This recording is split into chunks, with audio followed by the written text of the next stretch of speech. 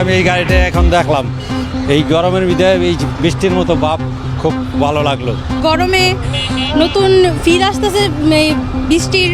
3 থেকে 4, 5, 7 ডিগ্রি পর্যন্ত আমাদের টেম্পারেচারটা আমরা এখানে আমাদের কমে আসবে আর কি মেশিনটা দিয়ে আসলে আর্দ্রতাটাকে নিয়ন্ত্রণ করার জন্যই আমরা মূলত এই মেশিনটা করি। এটা থেকে আসলে গরমটা যে নিয়ন্ত্রণ হবে থেকে আমরা আর্দ্রতাটা আমরা নিয়ন্ত্রণ করতে পারবো।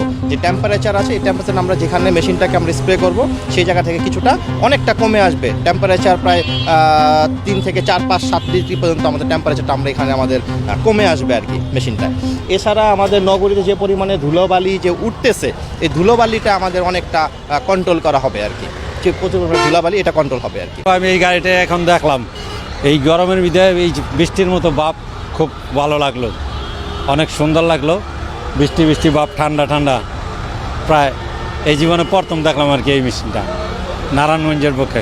নতুন দেখলাম, প্রচুর ভালো লাগতেছে। বা বৃষ্টি গরমে নতুন ফিল আসতেছে এই বৃষ্টির।